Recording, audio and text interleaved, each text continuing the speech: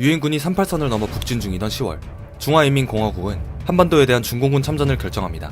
사실 중국은 국공내전의 혼란을 수습하고 평화를 되찾은 지 1년도 채 안 된 시점이기 때문에 많은 수뇌부들이 참전을 반대했습니다. 하지만 마오쩌둥은 만약 북한을 그대로 내버려둬서 한반도 전체가 자유민주주의 체제가 된다면 중국은 대만과 한반도 양쪽에서 위협을 받을 것이라 판단했죠. 결국 10월 5일 중공군의 참전을 최종 결정하게 되었습니다.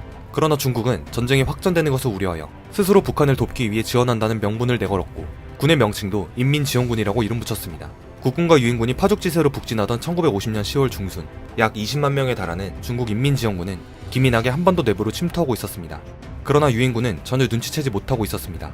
북진 중 벌어진 전투에서 소수의 중국 군인들이 잡히기도 했지만 유엔군은 이를 대수롭지 않게 여기고 있었습니다.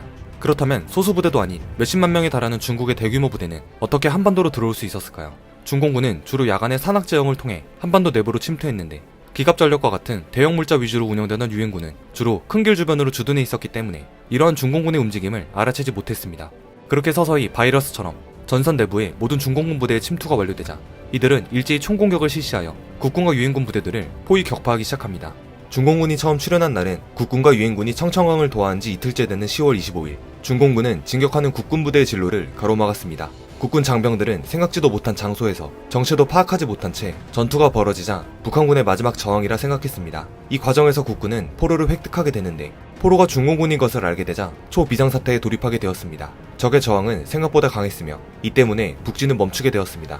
계속된 중공군의 공격에 국군과 유엔군은 운산, 온정리 일대를 내주고 치욕적인 패배를 당하였으며 10월 29일에는 초산으로 진격 중이던 국군의 퇴로가 차단되며 끝내 철수를 개시하게 됩니다. 사태의 심각성을 인식한 미 8군 사령관 워커 중장은 곧바로 진격작전을 전면 중지시켰으며 국군과 유엔군은 청천강 선으로 후퇴하게 됩니다.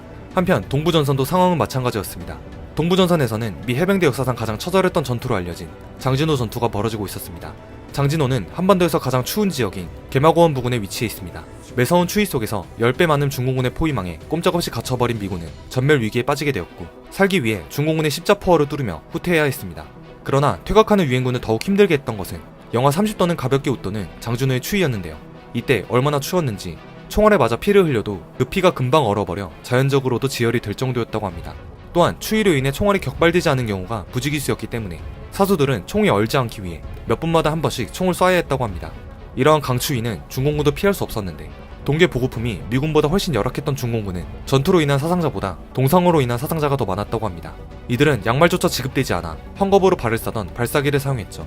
낯선 지형, 강추위, 절대적 병력 열세, 포위 기습 공격 같은 악조건 속에서 미군은 흥남항이 있는 함흥까지 110km를 걸어서 철수를 결정했습니다. 중공군은 미 해병 철수를 막기 위해 대규모 추가 병력을 투입했고, 미군은 계속 전투를 벌이며 후퇴를 해야 했습니다. 당시 철수작전을 지휘하던 미 해병대 1사단 올리버 스미스 장군은 이때의 작전을 두고 우리는 후퇴가 아닌 다른 방향으로 진격 중이다 라는 말을 남겼습니다. 크리스마스가 다가오던 12월, 장진호를 비롯한 함경도 일대에서 후퇴하던 미군은 추위와 중공군의 공격을 뚫고 흥남항에 모두 집결하였습니다.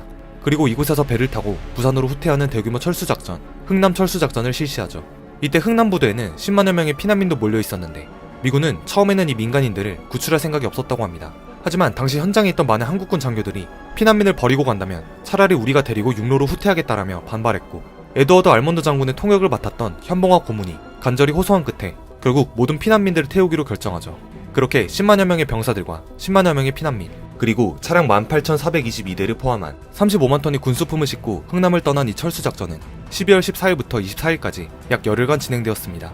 철수작전이 큰 피해 없이 성공적으로 완료된 후 이 작전은 크리스마스의 기적이라고도 불리게 되고, 작전 성공 보고를 받은 미국 트루먼 대통령은 자신이 가질 수 있는 가장 좋은 크리스마스 선물이라고 언급했다고 알려져 있습니다. 절박한 피난길 중에 비좁은 배에서는 5명의 새로운 생명이 태어나죠. 마지막 수송선이 흥남을 떠나자 해군 호위함들은 미처 들고 가지 못한 보급품들을 중공군에게 빼앗기지 않으려고 흥남 부대의 항구시설과 함께 모두 폭파하였습니다. 그리고 그 다음 날인 12월 25일 중공군은 흥남을 접수합니다. 중공군의 폭풍 같은 반격에 북진 통일을 눈앞에서 놓친 국군과 유엔군은 38선 이남으로 후퇴합니다. 이때 소련 공군도 본격적으로 출격하여 중공군을 돕는데요. 그때까지만 해도 미군을 비롯한 유엔군이 제공권을 완전히 장악하고 있었지만, 최신 미그 전투기를 앞세운 소련 공군이 합세하면서 완전한 제공권 장악에 차질을 빚습니다. 이때 소련 공군기들은 북한군이나 중공군처럼 위장해서 투입되었으며, 소련군 조종사들도 무전시 중국어로 통신하게끔 훈련을 받았습니다. 1951년 1월 거침없이 내려오는 중공군과 북한군에 의해 전세는 또다시 공산군의 편으로 넘어갔습니다. 결국 어렵게 되찾은 서울마저 내주고 굴욕적인 후퇴를 해야만 했습니다. 이때 이승만 대통령은 이미 피난 명령을 내렸기 때문에 다행히 서울 시민은 이미 서울을 빠져나온 상태였습니다. 그리고 이승만 대통령은 가장 늦게 서울을 떠나는데 이승만은 전쟁 초기 서울 시민을 피난시키지 못한 점을 회한으로 여기고 있었습니다. 한편 강력하게 밀고 내려오던 중공군도 수원, 강릉선에서 진격을 멈추게 되는데 너무 남쪽으로 내려오는 바람에 보급선이 길어져 버린 것이죠. 중공군의 진격 중단에 대해 김일성은 계속해서 진격해야 한다고 입을 털었지만 중공군 총사령관 펑더와이는 현재 보급선이 너무 길어졌고 여기서 더 내려가다간 제2의 인천 상륙작전을 당할 수도 있다며 김일성의 요구를 들어주지 않습니다. 그리고 김일성에게 그렇게 공격하고 싶으면 당신이 북한군을 이끌고 공격하시오 라고 일침을 가합니다. 그 당시 북한군은 이미 오랜 전투로 싸울 힘이 부족했기 때문에 김일성은 펑더와이의 일갈에 꿀먹은 벙어리가 될 수밖에 없었죠. 이후 유엔군의 재반격으로 1951년 3월 말에 이르러 전선은 38도선 부근에 형성되었습니다. 이로써 또다시 유엔군과 공산군은 38도선을 두고서 대치하게 됩니다. 중공군은 예상보다 훨씬 고전할 수밖에 없었습니다. 이미 한반도 깊숙이 들어온 이상 북한 지역에서 지속적으로 보급을 받아야 했는데 북한 지역은 유엔군의 폭격으로 인해 쑥대밭이 되어버려 보급기지로서의 역할을 상실해버렸죠. 또한 평양을 비롯한 북한의 주요 도시들은 미군 B-29 폭격기에 의해 잿더미가 되었으며 특히 전략적 요충지이자 석유 보급로 역할을 하던 원산의 경우 미군 전략 폭격의 대표적인 타깃이 되었습니다. 원산은 1951년 2월부터는 아예 원산항 자체가 유엔군에 의해 봉쇄 조치되었으며 그날부터 정전협정이 체결되기까지 하루도 쉬지 않고 폭격이 지속되었다고 합니다. 이때의 폭격으로 인해 원산폭격이라는 말이 생겨났죠. 행정기구는 이미 마비되었고 생활터전과 사회경제체제의 기반이 황폐해진 상황, 남한은 대한 적십사사만의 노력만으로 수많은 피해를 모두 감싸 안을 수는 없었기 때문에 유엔의 도움을 받아야 했는데요. 유엔은 긴급 구호기구를 설치하여 식량 배급과 의료시설 지원, 교육시설 지원, 피난민 구호 사업 등 인도적 지원 활동을 하였습니다. 또한 35개국의 적십사사를 비롯한 비정부 기구도 다량의 의약품과 구호물자를 제공하였습니다. 이러한 지원은 차후 한국의 전후 복구에 크게 이바지하게 됩니다. 1951년 4월 중공군은 70여만 명의 병사들을 동원한 충계 대공세에 들어갑니다. 이 공세의 현리 방면에서는 국군 3군단이 패주하기도 하지만 용문산 전투에서 깊숙하게 들어온 중공군을 포위하여 8.5 일대에서 일대 섬멸하는 등 국군과 유엔군은 중공군의 대규모 공세를 철저하게 분쇄합니다.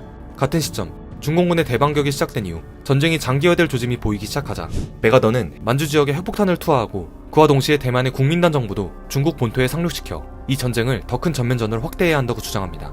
이 문제로 메가던은 트루먼 대통령과의 갈등이 심화되었고 이전부터 독단적인 결정으로 인해 백악관과 잦은 의견 충돌을 빚은 메가던은 결국 총사령관에서 해임당하게 됩니다.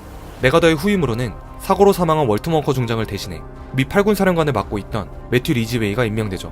6.25 전쟁이 발발한 지 약 1년째 이제 한반도에서는 미국과 중국이라는 세계의 거대한 두 힘이 맞붙게 되고 전선은 38선 부근에서 고착화되어 가는데 과연 이후의 전쟁 양상은 어떻게 진행될까요?